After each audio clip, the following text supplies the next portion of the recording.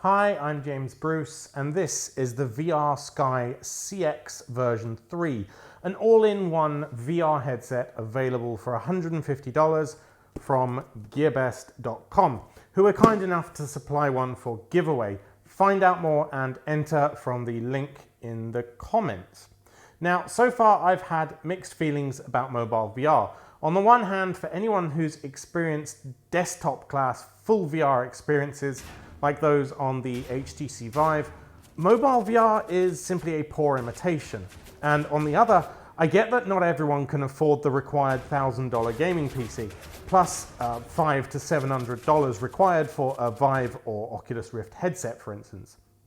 Nor can they dedicate a special room in their house to be a full VR play space. Now, because of this, while tethered desktop VR has gotten off to a fantastic start in Western countries, mobile VR is actually dominating in Asia, where housing space is typically limited. The other thing which usually puts me off mobile VR headsets is that you either need to spend an equally absurd amount of money on the branded solutions like a Gear VR, which is $100 for the holder plus a $500 handset to go in it, or you're stuck with a generic slot-in device which doesn't ever quite match the handset that you put into it, probably requires additional controls, and is generally just a very poor experience. The VR Sky CX version 3 is different. This is an all-in-one mobile VR solution. You don't need to slot your phone into it because it already has a screen inside and Android 4.4 system running. You don't need to fiddle around with launching an app before you strap it into your mobile or buy a separate controller. It's built from the ground up with an interface for VR, and as soon as you turn it on, straight away you're into a fully VR rendered Android menu system.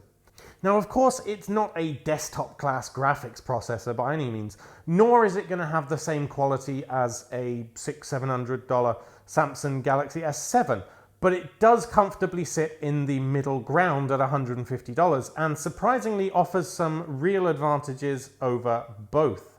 Firstly, it's completely Google Cardboard compatible, unlike a lot of generic slot-in models which lack magnetic buttons and whatever it is you need to actually interact with your phone once you've put it on.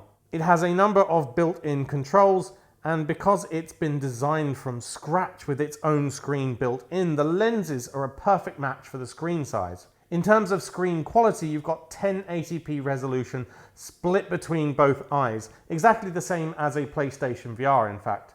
And the brightness, the field of view is actually quite incredible. It feels on par with desktop. However, the refresh rate is a little bit slower. So if you move your head from side to side really quickly, you're going to notice a bit of lag, a bit of delay there. On the right-hand side here, you have a basic touch-sensitive directional pad, a volume rocker, and a back button. While on the left-hand side, you have a sort of utility button, which brings up a couple of neat features like head mouse mode for legacy applications like Google Play Store, which aren't technically VR compatible but can be used within VR in this kind of virtual desktop environment. On the underside of the device here, you'll find a micro SD card slot to expand the storage up to 32 gigabytes and load in your own movies and films, as well as a headphone port to plug in your headphones, a USB accessory port, and a micro USB charging port. Now, obviously, keyboard entry is awkward, but that's true of any VR headset and always will be, frankly. So what can you do with it? Well, it runs full Android 4.4 system, so you're not limited to specific apps or anything. You can run anything that you want. It does come with some built-in applications for playing 2D and 3D videos like a virtual cinema, as well as a separate app for 360-degree videos which have a selection of short clips for you to download or stream. These are fairly unremarkable. Quick tip, one slightly weird thing I found was that by default the system is running a VR emulation layer like a virtual desktop, so you can still use regular apps inside the VR environment.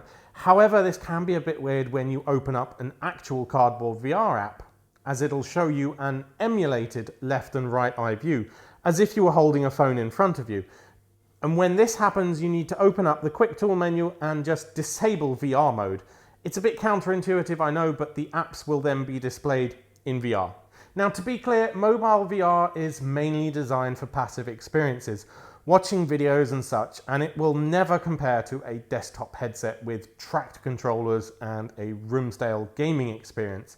So it's not strictly an alternative to one, and you really shouldn't think of it as such.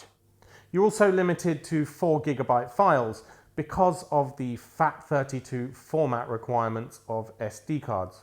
So don't expect ultra high quality 3D movies or Blu-ray rips to be playable. Basically, you'll want to download versions of a movie specifically designed for Gear VR if you have that option.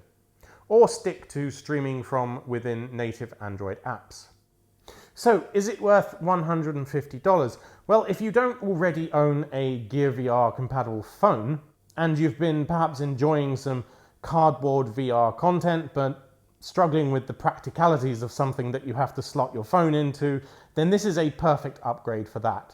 The resolution really is great. So great, in fact, that I've been reading the script for my review from a virtual desktop Google Docs.